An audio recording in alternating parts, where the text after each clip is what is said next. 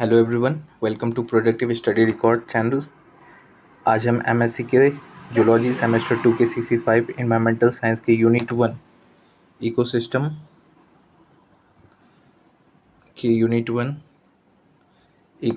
जो है को शुरू करने जा रहे हैं। इस लेक्चर में हम इकोसिस्टम के basic concept, structure, function, energy flow, nutrient cycle और एग्जाम रिलेटेड इंपॉर्टेंट क्वेश्चंस को सिंपल लैंग्वेज में समझेंगे। अगर आप सेमेस्टर एग्जाम या वाइवा की प्रिपरेशन कर रहे हैं तो ये लेक्चर आपके लिए बहुत यूजफुल रहेगी। तो बिना किसी देरी के चलिए शुरू करते हैं यूनिट 1 इकोसिस्टम। तो सबसे पहले इकोसिस्टम का इंट्रोडक्शन। इकोसिस्टम होता क्या है? तो इकोसिस्टम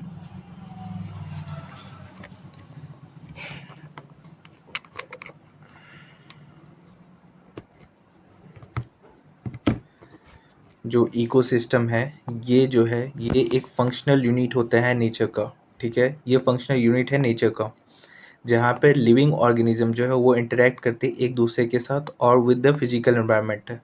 इकोसिस्टम जो है ये फंक्शनल यूनिट है नेचर का जो फंक्शनल, जिसकी वजह से नेचर फंक्शन करती है, उसका ये एक फंक्शनल यूनिट है, जहाँ पे लिविंग ऑर्गेनिज्म जो है वो इंटरेक्ट करते हैं एक दूसरे के साथ और फिजिकल वर्ल्ड एनवायरनमेंट के साथ। ठीक है, एनर्जी जो है फ्लो करता है थ्रू द इकोसिस्टम, जबकि न्यूट्रिएंट्स जो है वो रिसाइकिल होता है थ्रू बायो जियो केमिकल साइकिल से, मेंटेन करता है ecological balance and life on earth. दो चीज़ है इन इकोसिस्टम में, एक है क्या, एनर्जी, और दूसरा है, एक जो है वो एनर्जी है, दूसरा है न्यूट्रिएंट्स। एनर्जी जो है वो फ्लो करता है थ्रू द इकोसिस्टम और न्यूट्रिएंट्स जो है वो क्या होता है, रिसाइकिल होता है किसके द्वारा, थ्रू बायो जियो केमिकल साइकिल्स, जो हम लोग आगे देखेंगे। कुछ कुछ बायो जियो केमिकल साइकिल्स है, जैसे इसमें carbon cycles, nitrogen cycle, water cycle, sulphur cycle जो है यहाँ पे भी कुछ दिया हुआ है। ठीक है, जो मेंटेन करता है ecological balance and life of earth. जो एक जो इकोसिस्टम है उसको बैलेंस भी करके रखता है और जो लाइफ है अर्थ में उसको भी ये कंटिन्यू रखता है। ओके, तो टॉपिक जो हम लोग कवर करेंगे इस यूनिट में वही है इकोसिस्टम, जिसमें स्ट्रक्चर एंड फंक्शन हो गया, abiotic environmental factors, energy flow एनलेंसमेंट, 10% law, biogeochemical cycles, carbon cycles, nitrogen cycles, water cycles, sulphur cycles, phosphorus cycles, producer consumer decomposer, ecosystem productivity. एक एक करके हम लोग इसको कवर करेंगे। एक बेसिक इकोसिस्टम का फ्लो देख लेते हैं। तो कि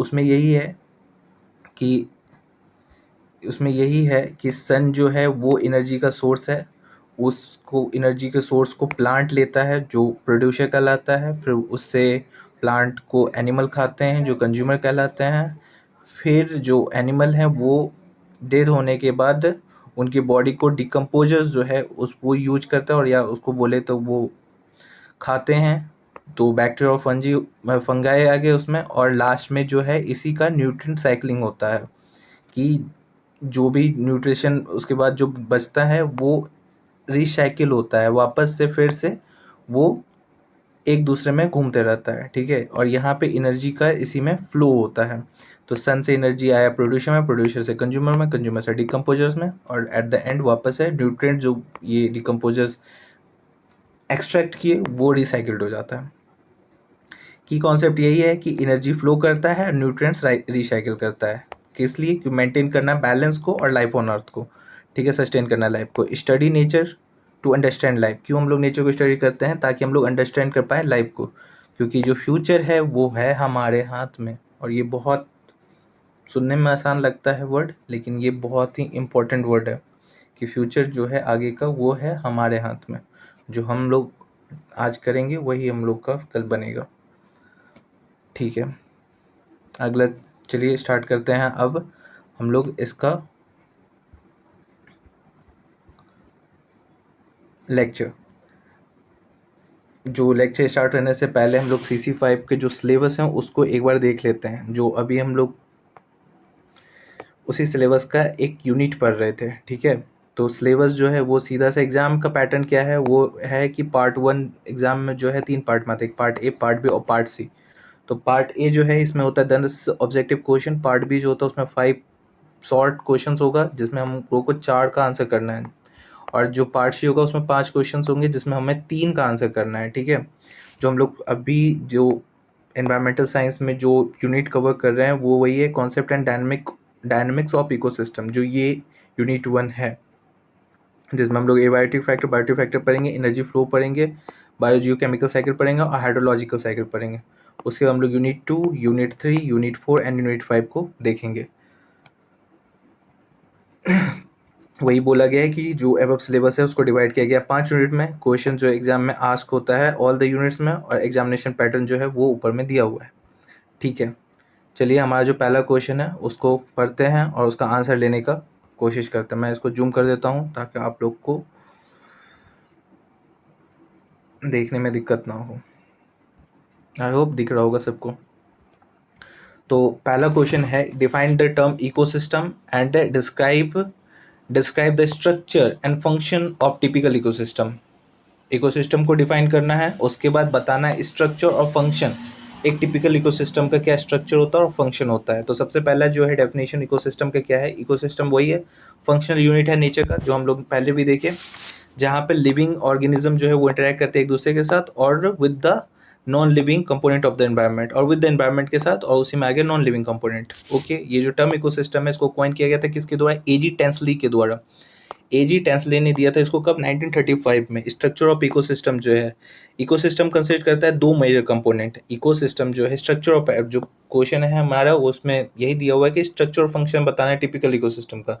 तो स्ट्रक्चर क्या है इकोसिस्टम का, तो इकोसिस्टम जो है वो कंसिस्ट करता है दो मेजर कंपोनेंट।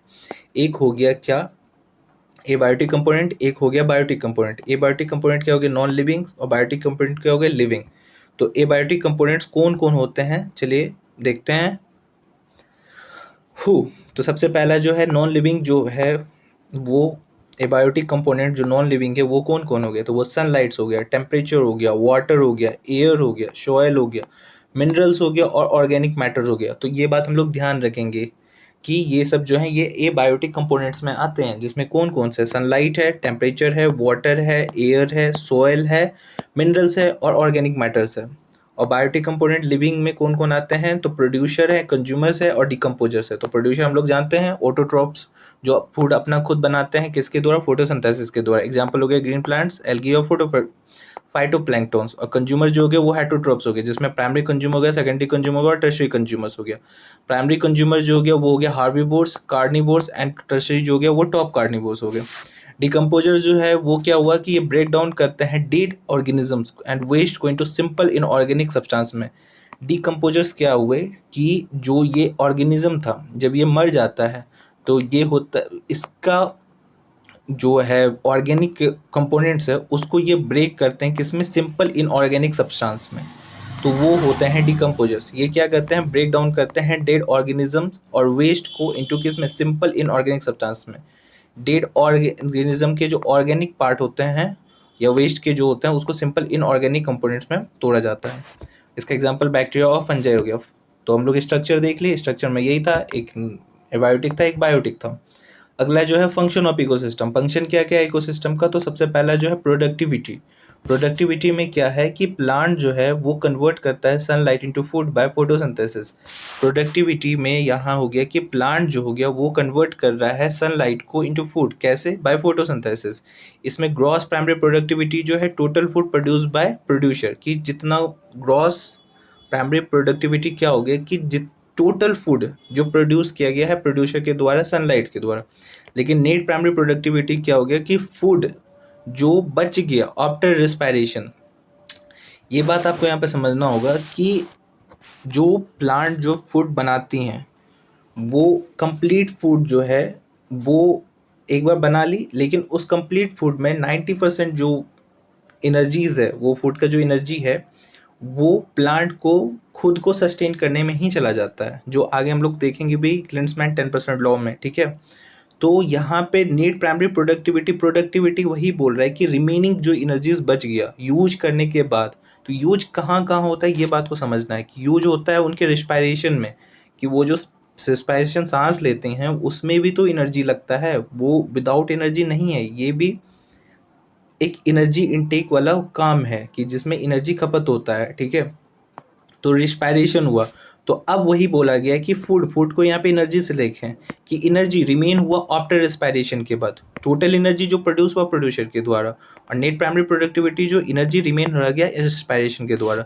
तो ये है हम लोग का फाइनल फॉर्मूला कि नेट प्राइमरी प्रोडक्टिविटी एनपीपी जो हो गया वो हो गया GPP minus respiration. GPP minus respiration. Okay, तो ये प्रोडक्टिविटी का हम लोग देख लिए। अगला जो है वो है कि एनर्जी फ्लो। अगला जो हो गया वो एनर्जी फ्लो है। तो एनर्जी जो इंटर करता है सन से और फ्लो करता है इन वन डायरेक्शन में। जैसे सन हुआ, एनर्जी जो है सबसे पहले कहाँ से आता है, वो सन से आता है और फ्लो करता है एक ही डायरेक्शन में। यस, एनर्जी जो है वो यूनी डायरेक्शनल होता है, ये हम लोग आगे देखेंगे या इसी में देख लेंगे। तो एनर्जी जो होता है वो यूनी डायरेक्शनल होता है। तो उसमें जो सन हो गया, प्रोड्यूसर हो गया, हार्बिवोर्स हो गया, कार्निवोर्स हो गया और टॉप कार्निवोर्स हो गया। तो एनर्जी जो ट्रांसफर होता है वो यूनी डायरेक्शनल होता है। अकॉर्डिंग टू लेंसमैन का 10% लॉ, जो ओनली 10% एनर्जी जो है वो ट्रांसफर होता है नेक्स्ट ट्रॉपिक लेवल, और बाकी सब जो है वो लॉस्ट हो जाता है एज ए हीट में। ठीक है, तो यहाँ पे क्या बोला गया, यहाँ पे सिंपल सा बात बोला गया है कि एनर्जी जो है वो इंटर करता है हम लोग में सन के द्वारा, और वो फ्लो करता है एक डायरेक्शन में। और ये क्या डायरेक्शन है, वो डायरेक्शन है सन से प्रोड्यूसर में आया, सन से आया प्रोड्यूसर में, प्रोड्यूसर से गया हार्बिवोर्स में, हार्बिवोर्स से कार्निवोर्स में, कार्निवोर्स से फिर टॉप कार्निवोर्स में। प्रोड्यूसर कौन हो गया, प्रोड्यूसर हो गए प्लांट्स जो बनाते हैं फूड, किससे, सनलाइट से। कैसे, बाय फोटोसिंथेसिस। तो ये प्रोड्यूसर है, फिर हार्बिवोर्स, कार्निवोर्स, फिर टॉप कंज्यूमर्स। तो एनर्जी ट्रांसफर हुआ यूनिडायरेक्शन में। अकॉर्डिंग टू लेंसमैन के 10% लॉ, जो ओनली 10% एनर्जी जो वही ट्रांसफर हुआ है नेक्स्ट ट्रॉपिक लेवल में, बाकी जो लॉस हो जा रहा है एज ए हीट में। ठीक है, food chain and food web. Food chain, food web जो है, फूड चेन होता है ये लीनियर ट्रांसफर ऑफ एनर्जी, और फूड वेव जो होता है ये इंटरकनेक्टेड फूड चेन होता है, जो भी बनाता है इकोसिस्टम को स्टेबल। समझिए, फूड चेन जो होता है वो क्या होता है, ये इसमें एक लीनियर ट्रांसफर ऑफ एनर्जी हुआ कि एक ही है सीरीज। ठीक है, जबकि फूड वेव जो है वो एक सीरीज नहीं, वो मल्टीपल सीरीज है, कोई इधर भी है, कोई इधर भी है, कोई इधर भी है, कोई इधर भी है, कोई इससे इधर है, कोई उससे उधर है। तो ये हो गया फूड चेन जो है वो एक सीरीज हो गया, और फूड वेव जो है वो मल्टीपल सीरीज हो गया। यहाँ से है, कोई यहाँ पे है, कोई यहाँ पे है दो बैठा, कोई यहाँ पे है, मतलब ये जो इंटरकनेक्टेड जो है वो फूड चेन का जो सीरीज होता है उसको हम लोग बोलते हैं फूड वेव। ओके, तो ये बात को ध्यान रखेंगे। फूड चेन जो है वो क्या है, फूड चेन जो लीनियर ट्रांसफर ऑफ एनर्जी, और फूड वेव जो है वो कंसिस्ट करता है इंटरकनेक्टेड फूड चेन जो बनाता है इकोसिस्टम को स्टेबल। तो स्टेबल। अगला जो है वो डिकम्पोजिशन। डिकम्पोजिशन जो हो गया वही डेड ऑर्गेनिक मैटर, यहाँ ऑर्गेनिक मैटर जो है उसको ब्रेक करता है डिकम्पोजर्स, और उसको कन्वर्ट करता है किसमें, इनऑर्गेनिक, सिंपल इनऑर्गेनिक सब्सटेंस में। ओके, अगला जो है जिसमें इसमें प्रोसेस है इन्वॉल्व, जो उसमें है fragmentation, leaching, catabolism, humification and mineralization. तो ये हम लोग आगे देखेंगे कैसे ये स्टेज है और क्या इस स्टेज के फंक्शंस हैं। अगला है न्यूट्रिएंट साइकिल्स। तो न्यूट्रिएंट्स जो है वो रिसाइकिल होता है, हम लोग पहले भी देखे, जिसमें लिविंग ऑर्गेनिज्म, किसमें, between living organisms and the environment. तो न्यूट्रिएंट रिसाइकिल किसके किस बीच में होता है, तो ये तो बेसिक सा है कि लिविंग ऑर्गेनिजम्स और नॉन लिविंग ऑर्गेनिज्म का ही यहाँ पे बात चल रहा है, और तो कुछ है नहीं हमारे पास इकोसिस्टम में, बस यही दो चीज़ तो है। तो उन्हीं के बीच जो है वो हो रहा है। न्यूट्रिएंट साइकिल जो है वो रिसाइकिल हो गया, और दूसरा जो है वो लिविंग ऑर्गेनिज्म हो गया, एनवायरनमेंट और important carbon, nitrogen, phosphorus, sulphur and water cycles. Nutrient जो हो गया वो हो गया रिसाइकिल होता है किसके बीच में, लिविंग ऑर्गेनिज्म के और एनवायरनमेंट के बीच में। इंपॉर्टेंट साइकिल जो इसमें हो गया carbon, nitrogen, phosphorus, sulphur and water cycle हो गया। इकोसिस्टम का जो डायग्राम है, एनर्जी फ्लो करता है न्यूट्रिएंट साइकिल में, NCSP। अब ये हम लोग देखेंगे आगे।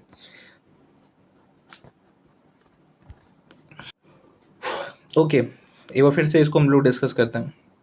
न्यूट्रिएंट साइकिल जो हो गया वही न्यूट्रिएंट रिसाइकिल होता है बिटवीन लिविंग ऑर्गेनिज्म एनवायरनमेंट के बाद। उसके इंपॉर्टेंट कुछ साइकिल्स जो है जिसमें carbon, nitrogen, phosphorus, sulphur and water cycle जो है वो मेन है। क्या क्या मेन है, कार्बन मेन है, नाइट्रोजन मेन है, सल्फर मेन है, फॉस्फोरस मेन है, और लास्ट में वाटर साइकिल मेन है। कार्बन मेन है, नाइट्रोजन मेन है, फॉस्फोरस मेन है, और सल्फर जो है लिस्ट में हो गया। कार्बन हो गया 6, नाइट्रोजन हो गया 7, फॉस्फोरस हो गया 15 और सल्फर हो गया 16, और वाटर साइकिल हो गया एटॉमिक नंबर। ठीक है, तो इकोसिस्टम का डायग्राम देखेंगे जिसमें एनर्जी फ्लो कर रहा है न्यूट्रिएंट साइकिल से। Energy flow and nutrient cycle जो है, तो सबसे पहला जो सन है ये क्या है, सोर्स ऑफ एनर्जी, जिसमें प्रोड्यूसर जो हो गया वो प्लांट हो गया, प्राइमरी कंज्यूमर जो वो हार्बिवोर्स हो गया, सेकेंडरी कंज्यूमर वो कार्निवोर्स हो गया, टर्शियरी कंज्यूमर जो हो गया टॉप कार्निवोर्स हो गया। इसको जो प्राइमरी कंज्यूमर, सेकेंडरी कंज्यूमर जब डेथ करते हैं तो इसको डिकम्पोजर्स जो है वो ब्रेक करके बनाता है सिंपल इनऑर्गेनिक सब्सटेंस में, और वो जाता है और उससे निकलता है न्यूट्रिएंट्स जो जाता है सॉइल में, और वही बनता है मिनरल्स। और ऐसे ये न्यूट्रिएंट जो है रिसाइकिल होता है। ओके, रिसाइकिल कैसे हुआ, जैसे सोयल में गया तो सोयल को यूज किया प्लांट से वापस से सारे न्यूट्रिएंट्स प्लांट्स में आया, प्लांट से फिर से प्राइमरी कंज्यूमर फिर सेकेंडरी कंज्यूमर फिर टर्शियरी कंज्यूमर, फिर ये सबको फिर हुआ तो डेड होने के बाद ये डिकम्पोजर तोड़ के फिर से सोयल में, तो फिर से ये वापस फिर से ये साइकिल चलते रहता है। तो इसलिए न्यूट्रिएंट जो है वो साइकिल होते रहता है, रीसाइकिल होते रहता है। अब इम्पोर्टेंस क्या है इकोसिस्टम का, एक तो इकोलॉजिकल बैलेंस के लिए हो गया, दूसरा फूड ऑक्सीजन वाटर के लिए हो गया। इकोलॉजी इकोसिस्टम के बैलेंस के लिए बहुत ही इंपॉर्टेंट है इकोसिस्टम, ठीक है। फिर फूड ऑक्सीजन वाटर के लिए हो गया, तीसरा हो गया क्लाइमेट्स को रेगुलेट करने के लिए, फिर कंजर्व करता है सॉइल एंड वाटर को, फिर सपोर्ट करता है बायोडाइवर्सिटी को, फिर रिसाइकिल करता है न्यूट्रिएंट्स को, फिर कंट्रोल करता है फ्लड्स एंड सॉइल इरोजन्स को, और एसेंशियल होता है ह्यूमन सर्वाइवल के लिए, और एसेंशियल होता है ह्यूमन सर्वाइवल के लिए। तो ये सब पॉइंट्स हम लोग याद रखेंगे। क्या क्या कि इकोलॉजिकल बैलेंस हो गया, प्रोवाइड करता है फूड ऑक्सीजन वाटर, रेगुलेट करता है क्लाइमेट्स को, कंजर्व करता है सॉइल एंड वाटर को, सपोर्ट करता है बायोडाइवर्सिटी को, रिसाइकिल करता है न्यूट्रिएंट्स को, कंट्रोल करता है फ्लड एंड सॉइल एरोजन्स को, और एसेंशियल होता है ह्यूमन सर्वाइवल के लिए। तो मेजर फंक्शन वही था। एक बार फंक्शन जो इकोसिस्टम का वो क्या है तो हम लोग देख लेते हैं। प्रोडक्टिविटी है, एनर्जी फ्लो है, फूड चेन फूड वेव है, और डिकम्पोजिशन है। यहाँ पे डिकम्पोजिशन है और न्यूट्रिएंट साइकिल है, यहाँ पे एनर्जी फ्लो के बाद फूड चेन फूड वेव नहीं डाला है। ओके, तो ठीक है, प्रोडक्टिविटी है, बोल देते हैं अपने से साथ में बोलते हैं क्या क्या है। एक प्रोडक्टिविटी है, दूसरा एनर्जी फ्लो है, तीसरा फूड चेन फूड वेव है, फिर उसके बाद डिकम्पोजिशन है, फिर उसके बाद न्यूट्रिएंट साइकिल है। तो यस, ये था हमारा पहला question, define the term ecosystem, और डिस्क्राइब करना structure and function of typical ecosystem. तो ये हमने देख लिया। चलिए मूव करते हैं अगले क्वेश्चन पे। आई होप आपको ये समझ में आया होगा। तो मैं मूव कर रहा हूँ अगले क्वेश्चन पे। इसको जूम कर लेते हैं ताकि आपको दिखे। ओके, तो हमारा अगला क्वेश्चन क्या है major ecosystem of the world, और डिस्क्राइब करना है डिफरेंट इकोसिस्टम इन डिटेल्स में। तो मेजर इकोसिस्टम क्या है वर्ल्ड का, और हम लोग को डिस्क्राइब करना है डिफरेंट इकोसिस्टम जो है उसको डिटेल्स में। तो सबसे पहला जो मेजर इकोसिस्टम जो है वो देखते हैं, ठीक है। तो इकोसिस्टम को ब्रॉडली क्लासिफाइड किया गया है सिर्फ दो ही टाइप में, एक टेरेस्ट्रियल इकोसिस्टम हो गया, दूसरा क्या है एक्वेटिक इकोसिस्टम हो गया। टेरेस्ट्रियल इकोसिस्टम क्या हो गया, जैसे फॉरेस्ट इकोसिस्टम हो गया। टेरेस्ट्रियल इकोसिस्टम में जो है अब इसमें क्या आता है, और इक्वेटिक इकोसिस्टम उसमें क्या होता है देखते हैं। टेरेस्ट्रियल मतलब लैंड होता है और इक्वेटिक मतलब वाटर होता है, तो ये पता ही होगा बेसिक। तो देखते हैं टेरेस्ट्रियल इकोसिस्टम जो इसमें सबसे पहला क्या है, फॉरेस्ट का इकोसिस्टम, जो डोमिनेट होता है किसके द्वारा, ट्री के द्वारा, और बहुत ही हाई बायोडाइवर्सिटी होता है, जिसमें प्रोड्यूसर होते हैं, कंज्यूमर्स होते हैं, डिकम्पोजिशन होता है, और इनका इंपॉर्टेंस जो वो दिया हुआ है। तो फॉरेस्ट इकोसिस्टम है, इसके बारे में बेसिक सा इतना रखना ध्यान में कि डोमिनेटेड होता है ट्री के द्वारा, और इसमें बहुत ही ज़्यादा बायोडाइवर्सिटी होती है, यानी बहुत सारे जीव जंतु रहते हैं इसमें, ठीक है। प्रोड्यूसर्स होते हैं, कंज्यूमर्स होते हैं, डिकम्पोजिशन होता है, डिकम्पोजर्स होता है, और उसके बाद इंपॉर्टेंस इसका यही है कि ये प्रोड्यूस करता है ऑक्सीजन, स्टोर करता है कार्बन, कंजर्व करता है सॉइल एंड वाटर को, और प्रोवाइड करता है हैबिटेट। ऑक्सीजन प्रोड्यूस कर रहा है, स्टोर कर रहा है कार्बन को, कार्बन जो हम लोग छोड़ रहे हैं वो कौन स्टोर कर रहा है, वो कर रहा है यही फॉरेस्ट इकोसिस्टम। मतलब कार्बन का जो यहाँ पे नीचे में जो अमाउंट है वो बैलेंस हो रहा है, तो इसको स्टोर कौन कर रहा है, तो वो कर रहा है फॉरेस्ट इकोसिस्टम। कंजर्व करता है सॉइल और वाटर को, सॉइल और वाटर को कंजर्व भी करके रहता है। एक पेड़ जो है वो ज़मीन को पकड़े रखती है, फिर और उसके बाद एक पेड़ से जो है एक एरिया में बारिश होने का चांस बढ़ जाता है, तो वो सॉइल और वाटर दोनों को कंजर्व कर रहा है, और प्रोवाइड करता है हैबिटेट। ये तो बेसिक सा हैबिटेट यानी जीव जंतु को रहने की जगह। तो यस, ये हो गया हमारा फॉरेस्ट इकोसिस्टम। अगला जो है ग्रासलैंड इकोसिस्टम। ये कैसे है, डोमिनेटेड होता है ग्रास के द्वारा और कुछ ट्री के द्वारा, ठीक है। जिसमें एग्जांपल्स जो है ग्रासलैंड इकोसिस्टम, फॉरेस्ट इकोसिस्टम में डोमिनेट ट्री के द्वारा, और जो हाई बायोडाइवर्सिटी था ग्रासलैंड इकोसिस्टम में जो डोमिनेट होता है किसके द्वारा, ग्रास के द्वारा, और कुछ ट्रीज है इसमें ग्रास के द्वारा, और इसमें होते हैं विथ फ्यू ट्रीज। जिसमें एग्जाम्पल है जिसमें एग्जाम्पल जो है जिसमें है हमारा जिसमें जो है वो हमारा ग्रासलैंड इकोसिस्टम में जो एग्जांपल है वो है पेरीज ग्रासलैंड, सवाना का ग्रासलैंड, और स्टीप्स ग्रासलैंड। ओके, तो इसमें भी प्रोड्यूसर कंज्यूमर्स और कार्निवोर्स रहेंगे, और लास्ट में डिकम्पोजर्स जो होते हैं वो रहेंगे। इसका भी इंपॉर्टेंस वही है कि सपोर्ट करता है ग्राजिंग एनिमल्स को, कि वैसे एनिमल्स जो घास पे डिपेंड होते हैं उनका जो है उनके लिए ये एक बेटर हैबिटेट होता है, तो वो सपोर्ट करता है ग्राजिंग इको एनिमल्स को, प्रिवेंट करता है सॉइल के इरोजन्स को, और प्रोवाइड करता है फूडर्स खाने के लिए खाने के लिए जो चीज़,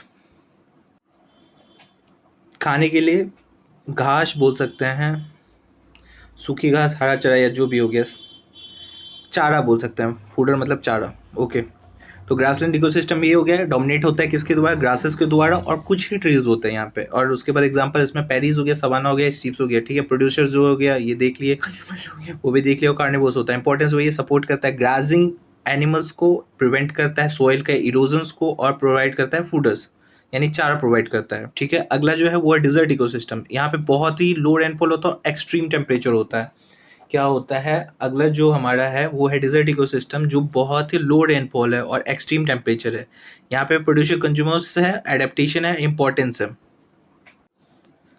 तो डिजर्ट इकोसिस्टम में जो है बहुत ही लो रेनफॉल होता है और एक्सट्रीम टेम्परेचर होता है, ठीक है। इसका ये जो है वो एक तरह से कैरेक्टरिस्टिक्स है, ठीक है।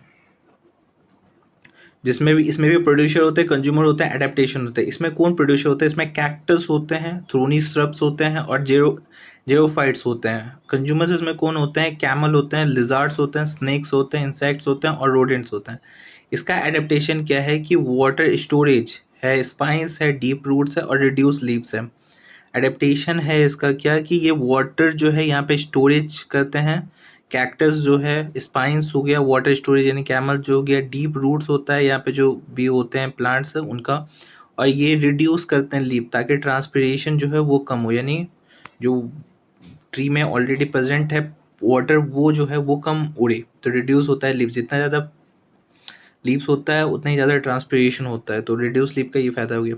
सो इंपॉर्टेंस इसका ये हो गया कि ये यूनिक एडेप्टेशन है जो हेल्प करता है सर्वाइवल इन हार्श कंडीशन में, ठीक है। डिजर्ट इकोसिस्टम जो है इसका इंपॉर्टेंस ये है कि ये एक यूनिक एडेप्टेशन है जो हेल्प करता है क्या, सर्वाइवल इन हार्श कंडीशन में। अगला जो है टुंड्रा इकोसिस्टम, ये होता है पोलर रीजन में पाया जाता है, और यहाँ पे बहुत ही लो टेम्परेचर होता है। यहाँ पे एक्सट्रीम टेम्परेचर था, तो यहाँ पे बहुत ही लो टेम्परेचर है।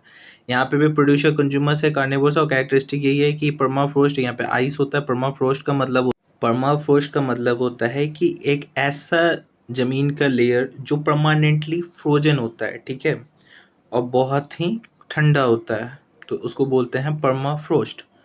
इसमें शॉर्ट ग्रोइंग सीजन होता है कि उतना ज़्यादा ग्रोइंग सीजन होता है, और लो बायोडाइवर्सिटी होता है, सबसे लो बायोडाइवर्सिटी यहीं पे होता है टुंड्रा इकोसिस्टम में। तो ये था हमारा पहला जो इकोसिस्टम जिसको क्लासिफाई किया था दो टाइप में, जिसमें टेरेस्ट्रियल इकोसिस्टम था, उसमें जो है डिफरेंट टाइप ऑफ इकोसिस्टम में ये हमारा पहला जो था टेरेस्ट्रियल इकोसिस्टम, उसके हमने सारा कवर कर लिया। अगला जो है वो है इक्वेटिक इकोसिस्टम, उसके जो इकोसिस्टम्स है डिफरेंट इकोसिस्टम, उसको चलिए कवर करते हैं। तो ये है इक्वेटिक इकोसिस्टम। इक्वेटिक इकोसिस्टम जो होता है इसमें क्या है कि इसमें एक फ्रेश वाटर इकोसिस्टम है, एक मरीन इकोसिस्टम है, और एक जो है वो है एस्टुराइन इकोसिस्टम। यहाँ पे ई भी साइलेंट है, ए भी साइलेंट है, ध्यान रखना है। एस्टुराइन बोला जाता है इसको, ई भी साइलेंट है, ए भी साइलेंट है, एस्टुराइन इकोसिस्टम। तो ठीक है, एक्वेटिक इकोसिस्टम का जो पहला इकोसिस्टम है फ्रेश वाटर इकोसिस्टम, यहाँ पे बहुत ही लो सॉइल कंटेंट होता है, पता ही चल रहा है फ्रेश वाटर से। इसमें दो टाइप्स होता है, एक होता है लेंटिक, एक होता है लोटिक्स। लेंटिक हो गया यानी पॉन्ड लेक जो स्टैंडिंग वाटर हो गया, जो रुका हुआ पानी हो गया। एक लोटिक हो गया रिवर स्ट्रीम, जिसमें बहता हुआ पानी है, फ्लोइंग वाटर। ओके, तो ध्यान रखना है कि फ्रेश वाटर जो है जहाँ पे बहुत ही लो सॉल्ट कंटेंट है। दूसरा यहाँ पे जो टाइप्स है, एक लेंटिक टाइप है, एक लोटिक टाइप है। लेंटिक टाइप है जहाँ पे जो है पॉन्ड होता है, लेक्स होता है, और दूसरा जो है वो है लोटिक टाइप, जिसमें रिवर होता है, स्ट्रीम्स होता है, जिसमें फ्लोइंग वाटर होता है, इसमें स्टैंडिंग वाटर होता है।